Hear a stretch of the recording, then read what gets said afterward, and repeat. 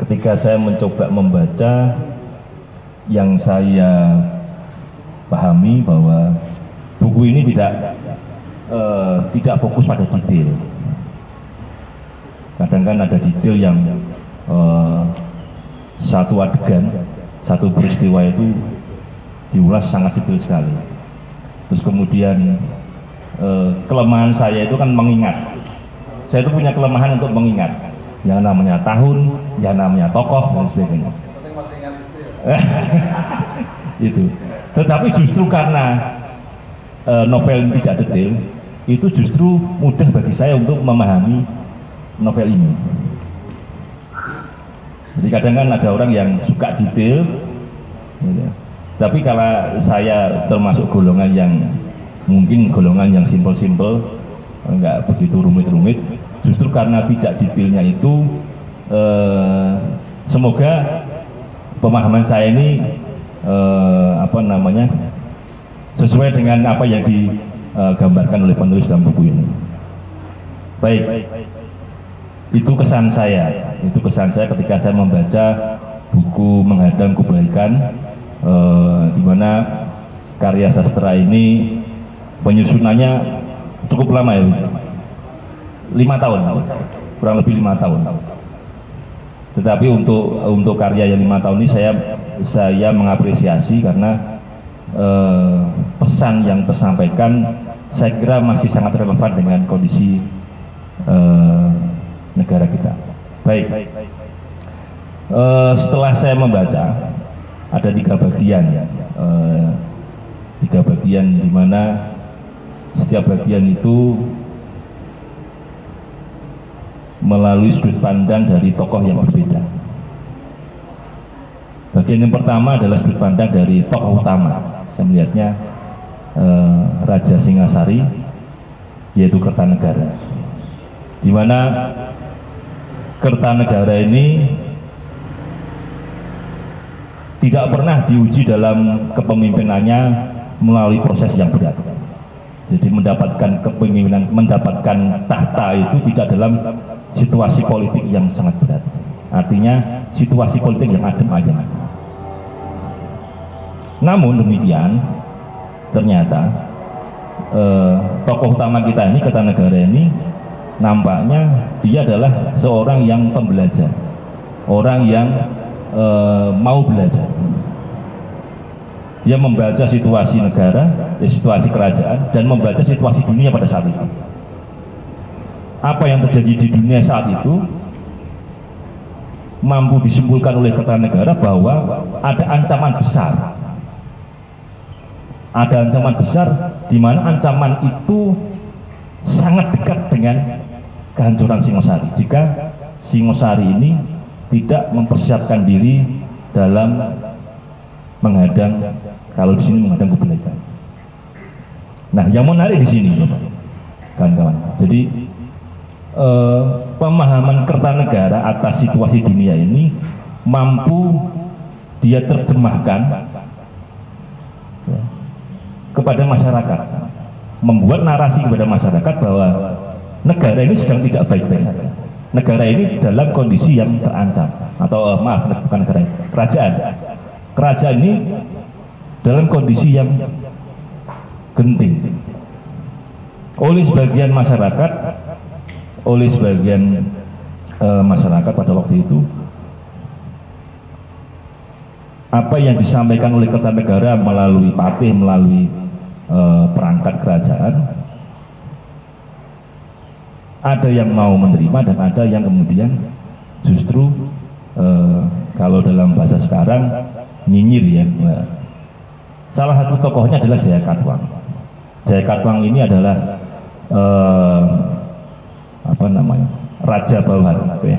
Raja bawah dari Singosari. Jadi dulunya kerajaan Kediri ini mampu ditumbangkan oleh Ken Arok, kemudian dari Ken Arok kemudian sampai ke Kertanegara inilah terah penerus Kediri ini yang tidak menerima atas apa yang dikampanyekan atau apa yang diserukan oleh Kertanegara bahwa ancaman tentara Mongol itu sungguh nyata. Jadi Jayakatwang dalam hal ini masih memendam rasa bahwa harusnya Trah Kedirilah yang kemudian berhak menjadi raja dari Singosari. Namun demikian, meskipun Kertanegara sudah diingatkan beberapa oleh patihnya bahwa kita jangan terlalu fokus pada isu luar, kita jangan terlalu fokus pada bagaimana menghadang kebaikan dengan mengirim orang-orangnya untuk membangun aliansi, membangun kekuatan sampai ke kerajaan Campak, mengatakan bahwa kita harus bersatu untuk menghadang kebaikan ke Sumatera, ke Sriwijaya yang sudah hampir runtuh. Kita harus mengkampanyekan, kita harus bersatu dan sebagainya. Beberapa kali sudah diingatkan bahwa hati-hati dengan kondisi dalam negeri ini. Nah, yang menariknya bahwa Kertanegara ini 100% percaya bahwa dalam negeri tidak ada masalah, karena keyakinannya bahwa dengan mengangkat isu menghadang kebaikan ini, menghadang tentara Mongol ini, dia berharap bahwa muncul persatuan nasional, muncul persatuan dalam kerajaan-kerajaan pada waktu itu. Bahkan Kertanegara pun sempat mengkritik bahwa seharusnya literasi kita bukan literasi Baratayuda. Baratayuda kan menceritakan bahwa peperangan antar saudara, antara Pandawa dan Kurawa. Seharusnya narasi kita bukan itu, tapi narasi kita adalah harusnya Ramayana, di mana Hanuman mengalahkan raksasa Rawana. Harusnya narasi-narasi besar yang kita bangun adalah bagaimana kita bersatu untuk melawan sebuah kekuatan yang besar.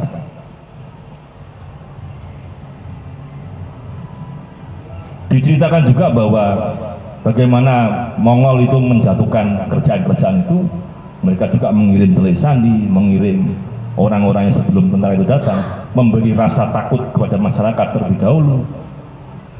Hati-hati dengan tentara Mongol dan sebagainya. Tetapi karena kemampuan Kertanegara ini dalam meyakinkan masyarakatnya pada saat itu, rasa percaya bahwa Mongol itu adalah Kubilaikan adalah musuh yang nyata, itu menjadi kesadaran mayoritas rakyat Singosari.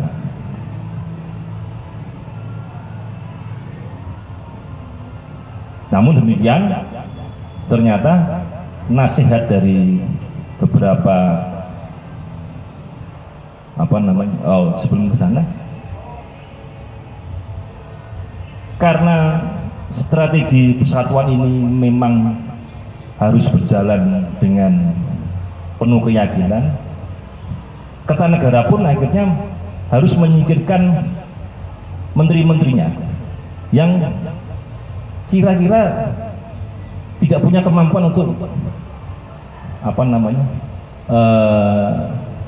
menghadang bagaimana Kubilaikan. Akhirnya disingkirkan beberapa orang yang alasan penyingkiran pun hanya Kertanegara yang tahu.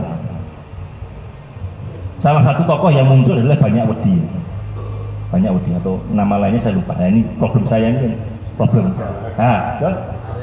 Arya Walasa. Tapi kalau si Jayakatwang nyebutnya Banyak Wedi. Nah,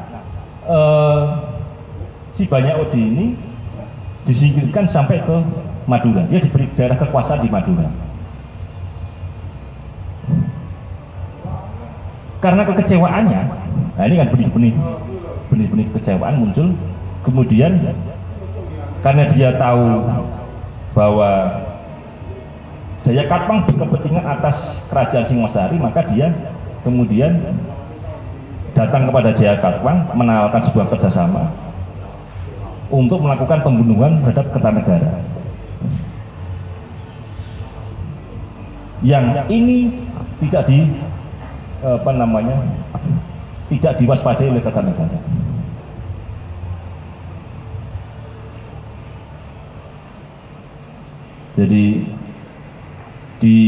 cerita ini juga diceritakan bahwa Kertanegara ini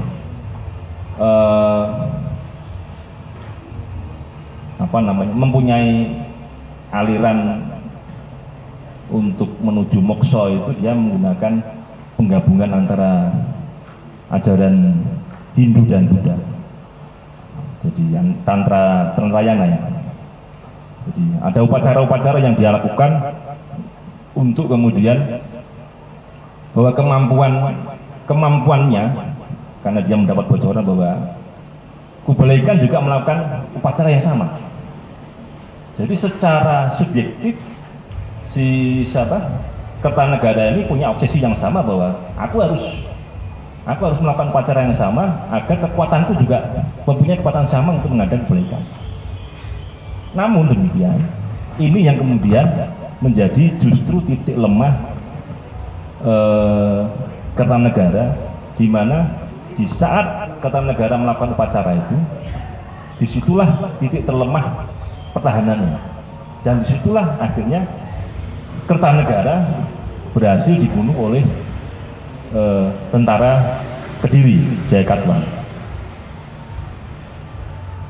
Sebelum tentara Mongol itu menyerang negara Singosari, kerajaan Singosari. Nah, ada beberapa kritik dari Jayakatwang. Ya. Kalau ini dari sudut pandang Jayakatwang ke bagian kedua, Jayakatwang melihat bahwa tidak mungkin tentara Mongol ini sampai ke Singosari. Keyakinannya adalah bahwa terlalu jauh, dan dia menganggap bahwa Kertanegara mengada-ngada. Kertanegara hanya ingin menguasai kerajaan-kerajaan lain dengan alasan bahwa ada musuh bersama. Jadi sudut pandang Jayakatwang, Kertanegara ini menggembuskan isu persatuan nasional, isu persatuan kerajaan-kerajaan itu hanya untuk kepentingan Kertanegara untuk menguasai negara-negara atau raja-raja di Nusantara.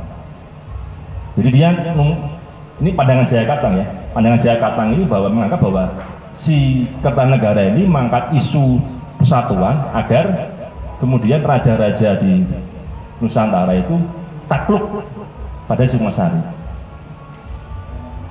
Padahal si Jayakatwang menganggap bahwa Kertanegara ini tidak punya kemampuan untuk itu. Yang harusnya berkuasa ya harusnya dari Terah Kediri. Dia masih menganggap seperti itu. Nah itu kemudian akhirnya eksekusi itu dilakukan oleh pihak Jayakatwang. Nah sebelum eksekusi dilakukan, beberapa kali memang utusan dari Mongol sudah hadir ke kerajaan Singosari. Dan terakhir utusan yang datang itu memaksa Singosari untuk tunduk kepada Mongol untuk menyerahkan upeti dan sebagainya.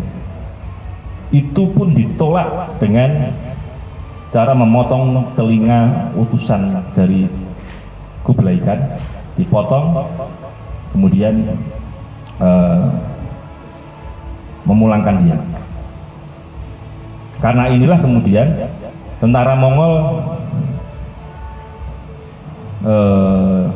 yang sudah menguasai Cina ya, Wangsa Song itu Cina ya, menguasai Cina dengan beberapa komandan perang dari Cina itu pada akhirnya menyerang Singosari. Nah, Kertanegara sudah menempatkan orang-orangnya di sepanjang semenanjung Sumatera itu untuk mencegat kapal-kapal ketika tentara Mongol datang ke, jadi ini kan Sumatera ya, ini bayangan saya, Sumatera ini Jawa, jadi sepanjang ini sudah ditempatkan orang-orangnya dari Kertanegara untuk mencegat bala tentara dari Mongol. Tapi berita soal Kertanegara dibunuh, akhirnya kemudian situasi politik berubah. Situasi politik berubah.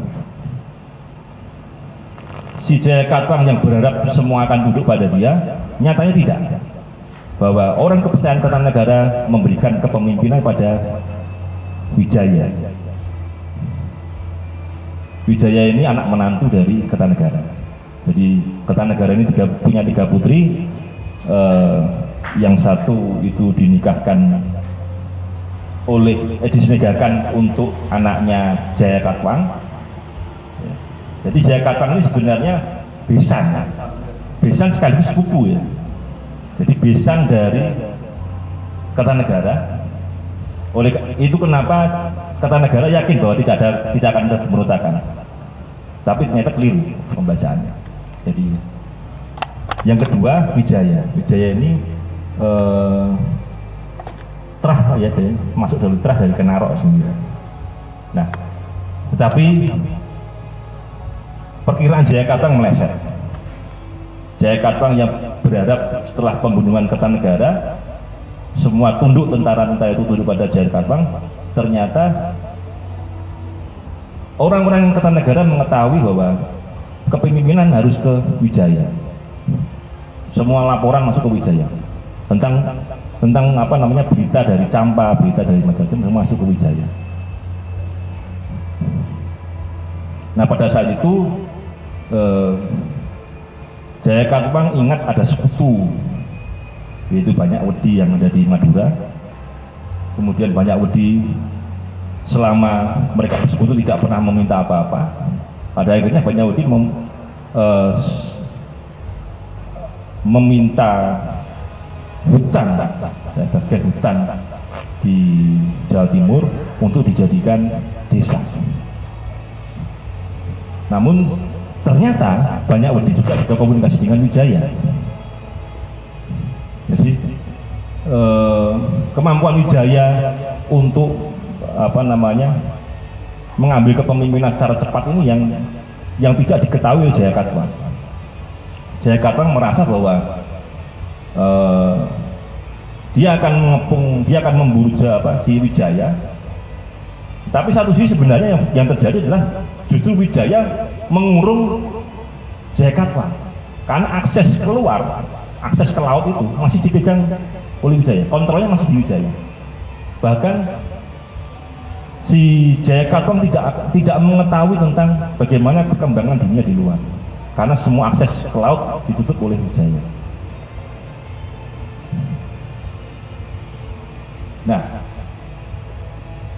dari sinilah kemudian ketidaktahuan Jaya Katwang sampai akhirnya tentara Mongol tiba ke Jawa. Dia merasa bahwa tentara Mongol ini bekerjasama dengan pengkhianat yang namanya Wijaya. Karena pada saat Wijaya menyerang Jaya Katwang, itu di belakangnya ada tentara Mongol. Jadi pukulan yang telak setelah dari pasukan Wijaya, kemudian ada pasukan dari Mongol menyerang Jaya Katwang. Akhirnya Jaya Katwang menjadi tawanan dari tentara Mongol. Nah di bagian ketiga diceritakan bahwa ternyata ini adalah siasat dari Wijaya, di mana keinginan Wijaya untuk meneruskan perjuangan Kertanegara tentang kesatuan ini harus terus dilakukan. Wijaya menganggap Jaya Katwang adalah pengkhianat. Maka dengan kekuatan yang terbatas, dia harus memanfaatkan tenaga tentara Mongol untuk menggembur kerajaan Kediri atau dalam ini Jaya Katwang. Jadi Wijaya ini memanfaatkan tenaga Mongol untuk menyerang Jaya Katwang. Setelah Jaya Katwang berhasil diambil, nyatanya setelah itu di saat tentara Mongol berpesta pora, disitulah kemudian tentara Wijaya kembali menyerang Mongol dan mengusir Mongol untuk meninggalkan Jawa. pesannya adalah bahwa ya kita ini kerjasama yang sejajar. Jangan kemudian keinginan kita tidak menjadi negara jajahan, harus ada persatuan. Saya kira ya karena ada 3 sudut pandang tadi. Yang sudut pandang pertama Kertanegara, di mana Kertanegara menyampaikan bagaimana ketika saat membaca bagian pertama ini, saya punya keyakinan bahwa persatuan ini akan berjalan dengan mulus. Tetapi di akhir bab ternyata kekhawatiran dari beberapa orang dekat Kertanegara ini terjadi bahwa Jaya Katuang ternyata berkhianat pada Singosari, yang akhirnya situasi politik berubah. Kemudian kepemimpinan diambil oleh Wijaya. Wijaya ini punya cita-cita juga meneruskan menjadi keinginan Kertanegara, di mana persatuan Nusantara itu terjadi, hingga akhirnya mampu mengusir dalam tanda kutip ya, dan mengusir tentara Mongol dari Jawa pada saat itu untuk kembali ke Mongol. Dan di akhir tulisan ini bahwa ketiga tokoh tadi, yang namanya Kertanegara, Jaya Katuang, dan Wijaya, sebenarnya semuanya juga menginginkan persatuan, tetapi dalam sudut pandang yang berbeda-beda. Saya kira itu sebagai hasil membaca saya. Semoga bisa kita diskusikan lebih lanjut, dan tentunya Bung Mono sebagai penulis nanti akan menambah. Dan sekali lagi untuk pembaca model saya, buku ini menarik. Maksudnya ya tadi santai-santai nih, serius. Terima kasih. Selamat sore. Assalamualaikum warahmatullahi wabarakatuh. Waalaikumsalam warahmatullahi wabarakatuh. Oke guys, terima kasih. Sebetulnya menarik juga ya kisah Nusantara ini untuk ya, saya bayar Jepang itu kemudian bisa bisa menjadi sumber penciptaan film yang luar biasa. Sebetulnya saya kira Nusantara pun juga bisa juga. Karena lagi dua sebagai rujukan. Baik, selanjutnya Gus Fadel, monggo. Terima kasih telah mengajak saya rembukan atau kongko-kongko ngobrol di sini. Saya senang sekali dan merasa terhormat, padahal saya bukan siapa-siapa, bukan ahli sejarah atau ahli sastra. Karena menghormati undangannya Mas Adit, maka saya merasa memerlukan untuk datang, meskipun jadwalnya saya memang nggak ada, kosong. Ya, sebagai perkenalan, saya namanya Fadel, Mas. Saya kebetulan bersama Adit dulu mahasiswa Fakultas Sastra Undip tahun 98. Makanya saya alumni angkatan 98 itu bikin forum 98, yang cita-citanya diskusi setiap bulan gitu. Tapi sekarang ya keadaan yang sedang bulan-bulanan. Iya. Tadi malam saya kesini tanya Adi tentang acara ini, jadi jam berapa atau bagaimana, terus saya mampir di sini, saya ada diskusi kan. Diskusi penulis-penulis lulusan akademi menulis, sudah ada 5 orang. Salah satu yang hadir itu bu gurunya Adit waktu SMA, guru bahasa Inggris. Jadi saya terharu melihat Adit membuat acara dengan ibu gurunya, ini romantis sekali. Adit saya cium tangan, biasa. Terus Adit bercerita sama, besok juga di sini ada diskusi Bu, tentang apa? Saya jawabnya sembarangan ya tadi malam ya. Tentang utusan Kubalaihan yang dipotong telinganya sama Kertanegara Bu. Kaget nih. Kok kayak cerita Yesus katanya. Beliau seorang Kristen ya, akhirnya. Saya baru tahu kalau di cerita Yesus itu juga ada kejadian yang ternyata ada di Injil ya. Ya, tentang saat kalau tidak salah sekilas saya tadi baca waktu Yesus mau ditangkap oleh tentara Romawi kalau nggak salah, terus kemudian dihalang-halangi, kemudian si Markus ya, kalau Markus kemudian membebankan pedangnya begini, terus kena si tentara itu bagian telinganya kena satu, entah yang kiri atau yang kanan nggak tahu. Terus kemudian apa? Ya Petrus yang menghunus pedangnya, kemudian telinganya jatuh gitu. Kira-kira begitu loh. Si Petrus dinasihati oleh Yesus ya, kira-kira jangan begitu, kira-kira begitu ya. Ceritanya saya baru membaca ya. Terus karena kasihan, terus kemudian Yesus mendoakan telinganya itu kemudian dipasangkan kembali. Asik sekali ceritanya itu. Terus itu cerita di kitab suci. Saya itu mungkin tidak akan seserius membahas soal sejarah dan sastra ya. Saya suka hal-hal yang trivial, yang anekdotal gitu ya. Memang kegemaran saya di situ. Saya tadi nulis status gitu ya. Ayo datang ke sini, kita apakah benar? Saya tulisnya begitu. Apakah benar Kertanegara memotong telinga utusan Kubilai Khan? Ayo kita ngobrolkan di sini, saya bilang gitu. Ya saya tertarik dengan itu. Saya tertarik dengan hal-hal yang trivial, yang anekdotal itu, telinga dipotong itu. Apakah benar itu? Jadi itu menjadi pertanyaan saya. Kemudian saya mencari-cari. Waktu saya kesini sebetulnya saya diajak acara di kampung itu. Terus saya bilang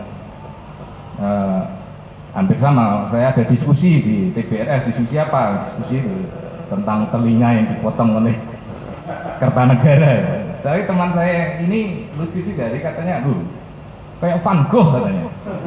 Van Gogh itu ternyata ada cerita, Van Gogh si pelukis itu memotong telinganya sendiri. Terus berikan kepada seseorang yang itu, terus tolong dijaga telinga saya gitu. Kritis sekali saya pikir. Saya baru tahu juga kalau Van Gogh juga memotong telinganya. Jadi ini tentang memotong telinga itu. Saya dari awal sudah penasaran. Adit memberi saya buku itu versi PDF. Alhamdulillah sekarang ada bukunya beneran. Harusnya panitia ya harus tenanan ya buku mau coba PDF. Saya mencari tahu akhirnya. Bener nggak sih sebenarnya ada kisah, ada kejadian Kertanegara memotong telinganya utusan Kubilai Khan yang namanya Mengki atau Mengsi itu. Saya suka menjadi detektif kecil gitu. Akhirnya saya punya beberapa buku di tempat saya, di kamar saya ada bukunya Profesor Slamet Mulyana tentang tafsir negara Kertagama. Di situ nanti bukunya membahas tentang isi Pararaton, negara Kertagama dibandingkan dengan hidung-hidung yang lain. Profesor Slamet Mulyana tidak mengatakan secara khusus, secara jelas bahwa ada telinga yang dipotong di situ. Jadi hanya muka yang dilukai. Jadi berdasarkan dua bukunya Profesor Slamet Mulyana ini, Tafsir Negara Kertagama, karena yang satunya lagi Menuju Puncak Kemegahan yang saya punya itu, tidak ada secara spesifik telinga yang dipotong itu, hanya muka yang dilukai. Ini yang membuat marah Kubilai Khan. Saya kemudian penasaran, saya membaca lagi, coba cari-cari bagian Kertanegara siapa saja. Saya punya bukunya Bernard Flecke tentang Nusantara, History of Indonesia. Saya cari bagian Kertanegara, sama dengan itu, sama dengan Slamet Mulyana, tidak ada telinga yang putus dipotong oleh Kertanegara, tidak ada, hanya muka yang dilukai. Saya membaca lagi Philip Bowring. Philip Bowring, saya punya bukunya tentang Nusantara, judulnya yang unik, saya pernah bahas di sini di Forum 98, Nusantarian. Sama, tidak ada telinga yang dilukai.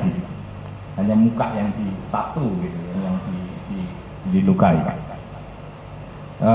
Saya penasaran lagi, wah ini mungkin literatur saya kurang nih, tentang telinga yang dipotong nih. Saya googling, saya cari. Sekarang tuh enaknya kita kalau cari buku nggak perlu ke Leiden, nggak perlu ke Perpusnas Jakarta itu. Dulu kalau penasaran dengan sesuatu harus ke Perpusnas Jakarta itu, mahal kan jalannya ke sana. Ada namanya internet arsip, itu kita bisa pinjem buku-buku yang baru. Kalau yang lama bisa di-download. Saya membaca John Mann. John Mann menulis buku sejarah, judulnya Kubilai Khan, dua, yang satunya Genghis Khan. Dia sejarawan Oxford. Dia menulis, saya cari gitu, ada nggak kuping yang dipotong itu? Ternyata tidak ada juga. Itu jadi ini saya screenshot ini dari hasilnya. Nggak ada, hanya intinya muka yang dilukai, tidak ada kuping yang terpotong di situ. Saya cari lagi, ada namanya siapa ya? Ada tiga buku baru yang tentang Kubilai Khan dari penulis-penulis barat. Tapi kemudian ya tidak ada, semuanya tidak ada yang mengatakan kuping yang dipotong. Ini tentang kuping ini. Nggak ada. Kemudian saya mencari literaturnya, referensi. Mereka kan sejarawan, yang saya baca ini sejarawan semua. Mas Hadi Mulamarum cerita, tidak ada misalnya Anusapati itu dibunuh Korjalan. Mereka dibuat kerajaan yang berbeda. Maka sebenarnya kalau kita baca pasal Mulamarum, kita sudah meninggalkan nenek moyang kita itu orang yang saling bunuh, saling. Nah, soal telinga ini, kalau dari sisi sejarah harus mencari seperti itu, cari sampai ketemu sumber-sumbernya. Nah, tapi ini adalah sebuah novel, harus ada peristiwa dramatik. Nah, dramatik. Jadi memang intinya sebenarnya utusan Kubilai Khan itu dipermalukan, entah ada yang dicoreng, ada yang macam-macam. Gimana kemudian dipotong telinganya? Kira-kira beberapa tradisi lisan, kira-kira potong telinganya, kira-kira tradisi lisan. Tradisinya saya dapat sumbernya dari mana saya juga tidak begitu, saya sudah lupa aja ya. Tetapi nuansa saya mau sampaikan begini, utusan Kubilai Khan itu datang 3 kali. Yang pertama ditolak, masih datang lagi, ditolak baik-baik kan. Yang kedua datang lagi, ditolak baik-baik, masih datang lagi. Ini berarti nggak punya telinga, orang nggak bisa mendengar gitu. Bahkan dipotong telinga biar Kubilai Khan tahu sih, kamu tuh mendengar nggak sebenarnya. Kira-kira seperti itu. Tapi itu masih menjadi PR dalam soal apakah terjadi pemotongan telinga itu kan. Tetapi itu tugasnya sejarawan. Kalau saya bersembunyi di novel. Tetapi saya punya konsepsi dalam menulis novel sejarah. Novel sejarah itu setidak-tidaknya memang dia harus setia terhadap fakta. Nah, novel itu menjawab kira-kira pasal-pasal yang belum dijawab oleh fakta. Misalnya kalau teman-teman membaca Arok Dedes, ya kan? Arok Dedes di situ Pramudia menyebut ada Empu Tanaku. Ya. Sementara penelitian sejarah yang baru tidak ada Empu Tanaku di zaman Kenar. Alasan penulis-penulis lama, Empu Tanaku ini mau melegitimasi, dia bukan tamu dagang, kan? Mau melegitimasi kepemimpinan Arok, yang tukang maling, tukang itu, silu dagang penjahat mereka, yang banyak dosa. Maka dibikinlah kita Siwaratri. Tapi mana mungkin gitu kira-kira kan? Orang berkuasa, ada yang menulis latar belakang penguasa yang buruk. Mana mungkin? Nggak mungkin. Pasti akan dikejar, dieksekusi, bukan kalian. Tetapi ternyata dalam penelitian terbaru, misalnya Zohmuda dan sebagainya, Empu Tanaku itu penyair terakhir Majapahit. Kalau kita baca Arok Dedes, nah ini salah ini. Dia harus merubah juga nih. Nah, maka dia bersembunyi di dalam novel Pramudia. Dan Pramudia mendasarkan Empu Tanaku pada penelitiannya Sikron. Dia belum ketemu penelitian terbaru. Penelitian terbaru ternyata Tengku Tanah itu penyair terakhir Majapahit. Dia mempersembahkan karya ini untuk Ranawijaya. Jadi dalam menulis novel, yang terakhir itu saya berusaha mencari fakta. Terus yang kira-kira bisa didramatik, tokoh ya dramatiknya. Misalnya para tokoh yang ditangkap gosip yang terjadi waktu itu. Bisa terjadi zaman kenal terjadi pencurian emas dan sebagainya. Jakarta bilang begitu kan. Sebenarnya bisa balaskan pada Candi Prambanan. Jadi waktu Candi Prambanan, waktu Parbon datang dari Sultan Agung, itu Candi 1000 itu masih ada emas-emasnya di dalam pasca itu baru akan jadi penelitian pakai kerosokan moral ya. Dan memang situasi-situasi kadang anak unik, kadang ini kan. Yang anak ada ini ya hanya bisa disembunyikan atau bisa dituliskan dalam bentuk novel. Kalau sejarah, inilah dia harus mencari fakta-fakta yang baru lah. Saya nggak bisa menemukan itu. Kira-kira seperti itu.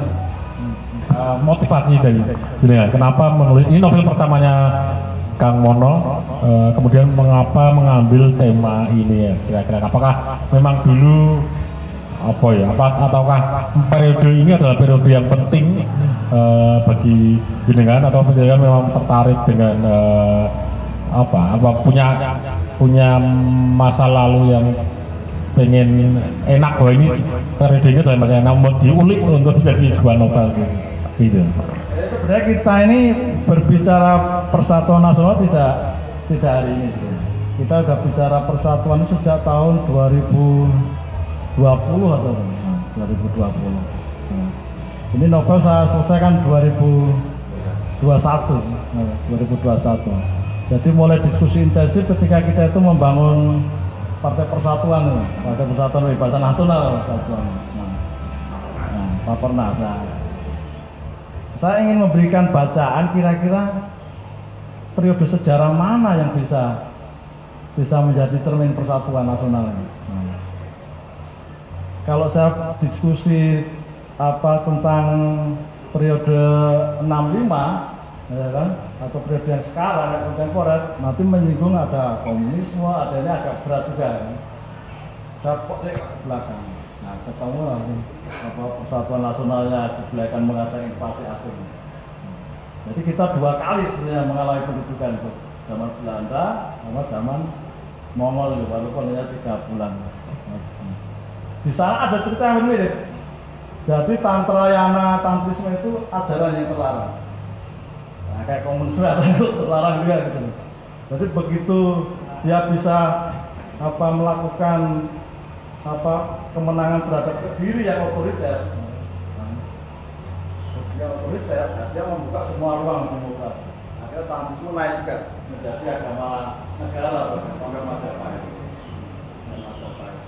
Bahkan di dalam novel itu juga Islam mulai masuk juga, ini kan nggak apa-apa, itu bukan zaman Kediri, zaman Leran juga ada. Selama dia itu mencintai Nusantara, menjaga persatuan ketatanegaraan itu nggak masalah. Karena itu adalah takdir dari kira-kira Nusa Jawa Silang Budaya sebagai persilangan budaya. Nah, terminasi dan gambaran-gambaran itu hampir mirip sebenarnya dengan kalau kita baca Kertanegara itu hampir sama dengan prototipe Soekarno. Jadi Soekarno mengirim ke Malaysia, ke Kalimantan, Kertanegara mengirim ke Batu Lapra, Kalimantan, ke Sumatera sampai ke Campa, bersama situasi-situasinya. Dan dia digulingkan oleh orang yang dia percaya juga, Jaya Kaplang, Soeharto, sama. Proses inilah kemudian berusaha saya imajinasikan di abad 13. Jadi periode abad 13 itu menurut saya periode yang paling penting untuk dibaca sebagai warisan soal bagaimana membangun persatuan nasional. Bahkan saya memberikan gambar si Jaya Katwang itu dia masih punya kesempatan untuk melarang si Wijaya. Karena dia menolak untuk melawan Wijaya, maka dia dieksekusi sama Mongol. Ya. Dan itu terjadi persatuan Kediri dengan Singasari. Maka dia nggak meneruskan kerajaan Singasari, meneruskan kerajaan Majapahit yang lambangnya Surya. Yang untuk Kediri juga, untuk Majapahit juga, untuk Nusantara juga. Nusantara itu waktu itu dipahami sebagai pulau-pulau di luar Jawa. Nasional. Ya itu yang paling bisa bisa dibaca tanpa takut terhadap ideologi yang begitu. Sementara dalam sejarah yang sekarang itu di Mataram sebagainya, Singasari sebenarnya ditenggelamkan. Kalau kita baca Bapak Tanah Jawa tidak ada Singasari. Proses yang baru sebenarnya. Saya kalau masih punya waktu, saya sebenarnya mau melanjutkan ke seri keduanya soal rejim perempuan ini, Buana, Dayati, bagaimana dia membangun kelanjutan dari gagasan Singasari sampai menuju puncak kemerdekaan di Mulyana. Oh iya, katanya tadi kan sebagai pemantik gitu. Nah ini sudah jawab. Terus apa berikutnya? Balik mana? Juga di bukunya Remi Siladu yang perempuan bernama Arjuna. Jadi dalam fiksi itu memang ada, tidak cuma ditulis oleh Mas Haji Susmana.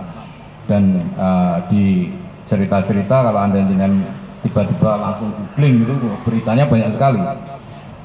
Berita-berita yang asal ditulis oleh media-media besar yang sedang mencari itu ada pasti, telinga yang dipotong itu. Iya, itu jalan masuk itu untuk itu. Kemudian apa ya? Saya dibesarkan di Fakultas Sastra, tapi kayaknya saya tidak cocok untuk membahas secara sastra. Ya, memang salah satu dari sastra yang terpenting yang bisa digali dari novel ini memang temanya ini yang sangat menonjol. Tema ini sangat menonjol. Tema ini adalah yang paling penting. Meskipun dalam soal penokohan dan lain-lain, bahasa dan lain-lain, kalau secara sastra agak berbeda selera dengan saya. Ya, masih banyak bolong di sana sini nyun sewu. Tema ini yang saya pikir yang penting. Tema ini yang memang betul dugaan saya yang menggugah Bung Aji ini untuk menulis. Tema persatuan nasional itu ini ya yang terpenting ini. Makanya mungkin kok bisa Jaya Katong atau Jaya Katwang ini tiba-tiba bicara tentang sastra, itu kan sebetulnya agak aneh gitu. Kita tahunya Jaya Katwang atau Jaya Katong ya jahat gitu lah, orang-orang pendendam yang hanya ingin membalas. Tapi wah, Mas Haji Susmana ini luar biasa. Jaya Katwang ini tiba-tiba berceramah soal sastra gitu. Soal ternyata punya ide yang sama tentang Nusantara, tentang Bipantara sebetulnya yang tepat untuk saat itu. Tidak lebih buruk ketimbang Kertanegara. Itu kan luar biasa. Itu saya juga enggak menemukan sumbernya. Ini iso-iso Mas Haji aja ini, Bung Haji ini. Jaya Katwang itu saya pikir wis jelas-jelas jahat. Saya pikir wis tujuannya cuma pengen balas dendam, pengen berkuasa. Tapi terus di novel ini Jaya Katwang hebat sekali, terus mengerti sastra barang macam-macam gitu, luar biasa. Nah, saya pikir ya memang itu. Saya pikir kalau kita skip soal sastranya itu hal yang paling penting yang di tema itu. Jadi saya membayangkan Mas Haji ini sedang duduk di sebuah pendopo gitu, datang sebagai guru gitu, terus sedang menceramai siapa Mas Bagas, Mas Tommy sebagai murid-muridnya ini. tentang wawasan Nusantara, tentang wawasan kebangsaan. Saja kakean demo lah, santai lah gitu. Untuk jatah menteri lah gitu, rakyatan biji. Kira-kira gitu. Saya masuk sini kan aromanya kan aroma aktivis semua gitu. Itu mengingatkan dulu saya waktu kuliah di Fakultas Sastra. Kalau ketemu ada Bagas, ada Adit ngumpul di panggung barat atau panggung timur itu ya, wah yang aktivis kabeh gitu. Aromanya pergerakan. Aromanya Indian ada Congyang juga. Kalau sekarang ya ngopi lah. Dulu belum usum ngopi, tahun 98 tuh nggak ada orang ngopi. Kafe-kafe di peleburan tuh nggak ada, adanya warnet, yang laris warnet. Kira-kira begitu ya. Ini Mas Haji Susmana ini sedang berceramah sebetulnya kepada murid-muridnya ini. Nah, ini menjadi kesimpulan saya, sebetulnya ini menjadi sebuah buku yang edukatif. Ini penting. Selain buku yang edukatif, saya pikir dalam sastra itu ada ada istilah the danger of single narrative. Saya memaknainya Mas Bung Aji ini sedang memberi alternatif pandangan, karena memang bahaya, single naratif itu bahaya, terutama single naratif bahwa para leluhur kita, terutama leluhur Jawa Timur ini memang sudah biasa saling berebut kekuasaan dengan saling tipu dan saling bunuh. Itu jangan-jangan yang terjadi sekarang ini. Wong Jawa Timur ini wangel kandhane. Kupingnya sudah terputus dengan sampai sekarang yo gelut antara PKB dan NU ya. Gitulah. Itu jangan-jangan karena mereka merasa jadi Ken Arok, jadi Jaya Katwang gitu. Bahwa leluhur mereka itu harus begitu. Ini narasi, saya maknai sebagai narasi tandingan. Narasi ini narasi yang baik, yang penting. Nah, memang gagasan ini penting untuk membangun sebuah peradaban. Karena cerita seperti ini kalau kita ke pokoknya itu memang narasi atau cerita itu penting sekali. Makanya siapa ada orang yang saya tidak suka itu namanya siapa sih nulis Sapien seperti itu? Noah Harari ya. Saya tidak menyukainya karena dia homo dan dia Israel gitu ya. Tapi ada pendapat yang menarik, sebetulnya keresahan keadaan kecarut-marutan dunia saat ini itu karena kita tidak sepakat pada sebuah cerita yang benar. Masing-masing punya cerita yang berbeda. Makanya Israel sama Palestina selama masih mendasari pada cerita yang berbeda, maka tidak akan pernah bisa akur.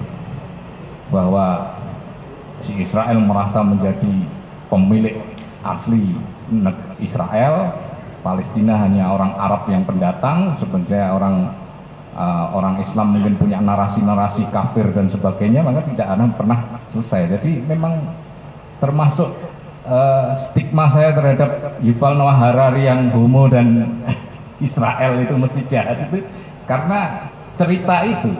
Karena cerita itu jadi mitos, terus dia masuk ke bawah sadar. Jadi ada teori komunikasi yang sering saya baca kalau anak-anak mahasiswa nulis tentang sastra itu, ada namanya Albert Fischer kalau nggak salah. Jadi paradigma dia bagi menjadi dua, yang satu naratif paradigm, yang satu rasional paradigm. Naratif paradigm itu dasarnya adalah cerita-cerita di masa lalu, termasuk cerita-cerita di kitab suci yang membuat orang menjadi mengimaninya. Cerita-cerita itu lebih penting ketimbang rasional paradigm. Cerita itu, naratif paradigm itu yang ternyata membuat orang mengambil sikap. Jadi mitos, keimanan itu lebih besar pengaruhnya dalam manusia di seluruh dunia dalam mengambil keputusan. Nah, makanya membuat cerita, narasi yang bagus itu memang wajib bagi kita yang ingin membangun peradaban, terutama Indonesia dalam konteks ini Nusantara, itu memang penting. Saya termasuk orang yang di mana-mana juga membuat cerita-cerita tandingan. Misalkan ada mitos bahwa bangsa Indonesia bangsa malas, itu saya lawan gitu, dengan narasi-narasi yang lebih baik. Banyak sekali mitos-mitos yang merugikan kehidupan berbangsa, dan ini memang harus ditandingi dengan narasi-narasi yang baik. Salah satu ini saya maknai tulisannya Mas Aji ini sedang melakukan itu. Saya pikir itu ya, sampai kemana-mana ya. Oke. Ya. Di satu sisi bahwa ketika kawan-kawan yang bergiat di politik itu bagaimana membaca situasi internasional saat ini dengan situasi nasional saat ini. Apakah situasi internasional ini tidak ada ancaman bagi negara kita, atau justru ancaman sudah dekat? Nah, ini sangat tergantung dengan para pegiat politik yang saat ini ada di negara kita. Kalau kita melihat apa yang situasi kekinian, apa yang dilakukan mohon maaf ya, Prabowo dengan membangun koalisi besar ini, saya kira kalau mau kita katakan semangat untuk persatuan itu ada di sana, ada di figur Prabowo dalam konteks bagaimana membangun persatuan nasional. Bahkan persatuan itu pun terbentuk sebelum kabinet terbentuk. Entah maksudnya bagi-baginya biar gampang atau apa, kita nggak ngerti, tetapi yang jelas bahwa narasi yang selalu disampaikan Prabowo saat ini adalah bahwa ancaman resesi dunia, ancaman perang dunia ketiga itu sangat dekat.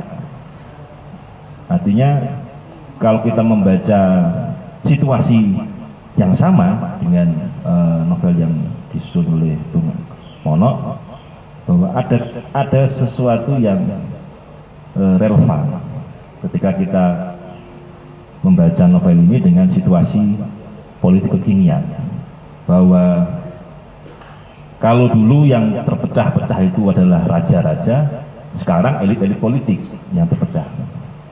Kalau dulu bagaimana Kertanegara menyatukan raja-raja, kalau sekarang bagaimana elit politik itu harus mempunyai pandangan yang sama dalam perspektif nasional. Bagaimana Indonesia 2030 nanti kan kita menghadapi yang namanya bonus demografi. Bonus demografi ini harus kita jawab dengan sangat cepat. Kalau kita hitung dari sekarang 5 tahun nggak ada. Makanya kalau saya berpikir konteks strategisnya apa yang dilakukan oleh Jokowi saat ini dan apa yang dicita-citakan oleh Prabowo atau dijanjikan oleh Prabowo 5 tahun ke depan, proyek hilirisasi ini tidak bisa ditunda-tunda. Proyek industrialisasi nasional dalam bahasa kita itu tidak bisa ditunda-tunda. Makanya dibutuhkan pemerintahan yang solid, pemerintahan yang saya katakan harus diminimalkan yang namanya perbedaan pendapat dalam konteks itu ya. Harus diminimalkan lagi perdebatan-perdebatan yang sudah tidak perlu lagi. Kalau kita punya cita-cita yang sama, ayo kita jawab bonus demografi ini. Kalau kita konteks kekinian ya, bahwa akan ada lonjakan jumlah penduduk yang sangat besar dan itu harus dijawab dengan lapangan pekerjaan. Maka yang harus dikerjakan adalah bagaimana membangun industri secara besar dan secara cepat dalam kurang lebih 5 tahun mendatang. Bayangkan kalau situasi politik ke depan ini kisruh, ada nggak jaminan kemudian membangun industri itu dengan cepat? Saya kira ini menjadi lebih berat ketika tidak ada persatuan nasional. Bergabungnya PKS dan Kimpres sekarang ini saya kira sesuatu yang menurut saya pandangan secara politik bahwa ini sesuatu yang bagus dalam perspektif persatuan nasional. Entah niatan masing-masing partai politik itu apa, terlepas dari itu pasti ada ya pasti harus minta jatah menteri dan sebagainya. Tapi bahwa oke lah, sekarang nggak usah ribut-ribut dulu, kita bangun bareng-bareng industri nasional, kita kerjakan dulu industri nasional, kita jawab persoalan bonus demografi, kita jawab bahwa kebutuhan masyarakat ke depan adalah lapangan pekerjaan yang banyak, kita jawab kebutuhan-kebutuhan ini, selesai, kita kerjakan, terjawab bahwa Indonesia menjadi negara industri, karena tanpa itu saya kira berbicara membangun pertahanan nasional juga akan susah. Kita ngomong ada resesi dunia, tetapi kita tidak menyiapkan pangan kita. Resesi itu kan berarti ancaman krisis pangan juga. Kalau kita tidak menyiapkan ketahanan pangan kita juga nonsen. Kemudian resesi juga artinya akan banyak sektor yang akan hancur. Tapi kalau kita tidak menyiapkan sektor-sektor itu, sektor-sektor strategis untuk kita bangun, ya sama aja. Dampaknya juga akan kita kena. Saya kira novel ini sangat saya kira sangat relevan dalam kondisi sekarang ini, bahwa narasi persatuan nasional, narasi bagaimana bangsa Indonesia ini harus menjadi bangsa yang besar. Lawan politik saya kira harus selesai pada saat setelah pemilu, seperti yang dicontohkan oleh Jokowi dan Prabowo. Saya kira narasi-narasi itulah yang kemudian kalau tadi Gus Fadel mengatakan, ya kita harus membangun narasi-narasi yang positif. Saya kira persatuan nasional yang paling nyata wujudnya ya antara Jokowi dan Prabowo mampu bersatu kemudian bicara soal kepentingan nasional ini yang harus kita sampaikan pada masyarakat secara luas, bagaimana ayolah bersatu, nggak usah orang usah diselesai iki ono tantangan ke depan, selesaikan dulu masalah kita. Saya kira itu situasi Jakarta ini juga mungkin kamu bisa menjelaskan sedikit lah itu menurut pendiri kan atau generasi setelahnya generasi dua ya bersama Mas Uji Tubun. Apa seperti itu menarik yang terakhir tadi, bahwa kita memang perlu narasi dulu. Narasi itu kadang mendahului fakta, karena kan hidup itu harus berjalan dulu, bukan mencari kebenaran. Walaupun ya, diimani sudah selesai semuanya. Nah itu tugasnya sejarah memverifikasi itu. Tapi bagaimana itu harus berjalan itu perlu kisah. Misalnya waktu Indonesia merdeka ini, para pejuang itu, mereka belum tahu Sriwijaya. Sriwijaya itu baru ditulis 1918. Dan lawan sama si Kodes itu. Baru pas-pasnya makin lama makin ditambahkan, oh ternyata kita pernah ada Sriwijaya. Itulah menjadi semangat nasionalisme. Bung Karno bilang itu adalah nasional pertama. Walaupun belum lengkap pengetahuan Sriwijaya. Terus Majapahit pernah besar. Kita juga katakan Majapahit seperti apa? Itu yang banyak menulis juga orang asing, seperti Belanda dan sebagainya. Belanda mulai dari Pararaton, dari ini masuk. Tapi udah berani misalkan Majapahit kejayaan besar sebagai nasionalitas kedua. Nah kira-kira Indonesia itu narasinya harusnya seperti itu. Nah, narasinya diceritakan dulu. Nah 32 tahun Jakarta kira-kira seperti itu juga. Kita harus punya narasi besar dulu. Karena kita udah 32 tahun Jakarta ini. Waktu itu lagunya sangat terkenal. 32 tahun kita dibohongi. lawan. Nah ini momentum lah bagi Jakarta untuk memunculkan gagasan-gagasan, walaupun gagasan-gagasannya belum tersistematika juga. Karena waktu itu kita ini kan namanya kan jaringan kerja kesenian rakyat. Tugasnya suruh melawan aja kan, organisasi rakyat untuk melawan. Kesenian aja nggak kita bikin indah-indah, kesenian untuk melawan. Saya perdebatan, nanti di generasi pertama ada perdebatan. Generasi pertama itu ada Mulyono, ada Sensar, ada Pais, karena itu kan, ada Buku, berdebat mereka ini. Kita harus indah dulu atau politik dulu? Karena kita dipakai untuk melawan, kebutuhannya ada politik dulu. Keluarlah yang suka indah-indah, seperti Sensar. Saya Saya dulu kuliah gitu, main musik nggak ada propagandanya dianggap onani. Punya salon, salon. Itu generasi pertama. Generasi kedua, nah saya masuk dari kedua. Generasi kedua itu lebih tegas lagi, tidak hanya melawan, tapi seniman harus berintegrasi dengan rakyat. Nanti semua seniman Jaker masuklah ke baris-baris rakyat, supaya punya inspirasi menulis yang nyata kondisi rakyat. Saya ditugaskan di Semarang. Ini Semarang tahun 95-96 sebelum KKN. Terus saya masuk di sama Irmadi, masuk di Mangkang, Tugu. Karena kredol 96 gitar saya tinggal hilang sekarang. Hilang. Masuk itu waktu proses integrasi rakyat juga ada perpecahan perspektif.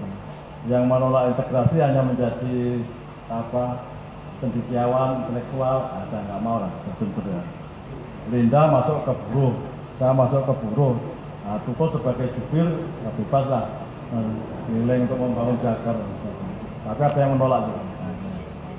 Nah, habis itu kan kita crackdown, kita dilarang lagi, dilarang. Kemudian kita membangun kembali pasca reformasi.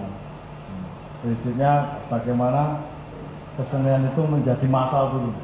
Maka slogannya Jakarta kan setiap orang adalah seniman, setiap tempat adalah panggung. Nah, tapi sekarang sebenarnya itu sudah semua sudah terjadi, sudah demokrasi, semua sudah bisa berekspresi dan sebagainya. Dulu kan kebebasan berekspresi kan sangat mahal, sangat terbatas. Nah, dalam rangka 32 tahun ini kita mau yang mendorong pemerintahan baru ini dengan gagasan-gagasan yang baru tadi, hilirisasi, mendukung pemerintahan baru, membangun persatuan nasional.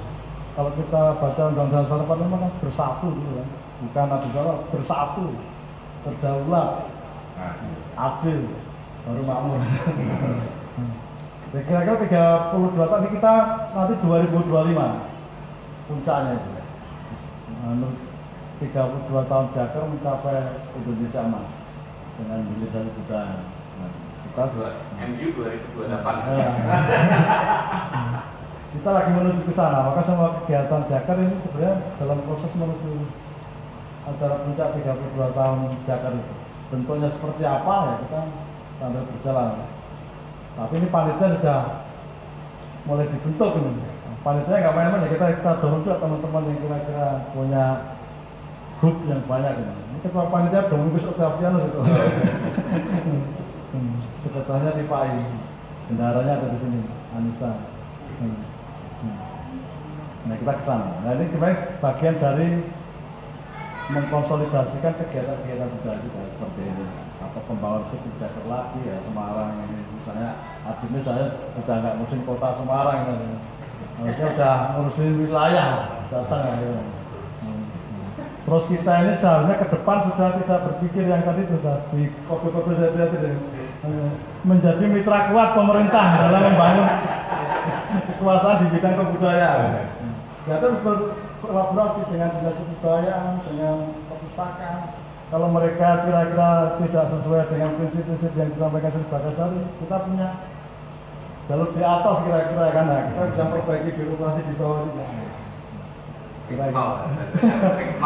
Jadi Jakarta tidak boleh rendah hati, tidak boleh rendah diri. Kalau rendah hati boleh, tidak boleh rendah diri. Kita usianya sudah 32 tahun, punya pengalaman berlawan. Nah, cuma sekarang belajar bagaimana terlibat dalam mengelola kebudayaan.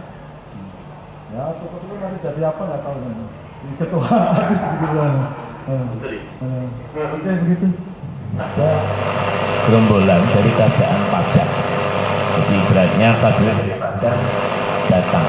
Apakah kembali apakah ini simbiosis yang luar biasa karena Indonesia itu Nusantara yang ditakuti oleh dunia sebetulnya. Kalau ada Mongol datang, ada Jepang datang, ada Portugis datang, tapi intinya kalah. Apakah ini tadi malam saya matur Gus Gus sama Mas Anam, apakah dengan adanya shogun tadi, apakah shogunnya kita adalah bambu runcing seperti itu? Apakah ini sebuah muara ketika nanti menggunakan haji dituangkan untuk buku keduanya? Apakah ini sebagai sakralitas kita dalam menuai sebuah kebersamaan dan nasional yang bagus? Karena kita gembar-gemburkan pun ya mereka santai saja kita mungkin senang, sukanya saya dari awal ketika di IAIN atau UIN lah, pengen saya kayak parade gitu, sebenarnya pengennya seperti Gus Wadi, saya pengen band tapi dikira ejakulasi dini gitu, terus ngapain tuh bro, pengen iso membuat rakyat bangga. Apakah ini sebagai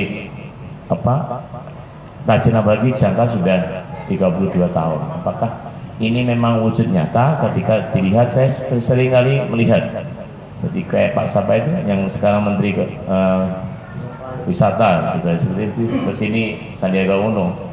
Jadi ini tugas kita sebetulnya kalau kita dari jajaran nih, banyak kita alumni dari saya Gus Fadil 98, Mas Adi juga, saatnya kita untuk benar-benar inilah kita seperti ini. Karena bukan ketakutan saya sendiri enggak, tapi kelihatannya kita harus ada dari seniman yang luar biasa bisa mewakili dari menteri-menteri yang harus diambil oleh Pak Prabowo, bukan hanya ini titip Pak, bukan titipan yang hanya ibaratnya ceng-ceng bos seperti itu. Nah, waktu itu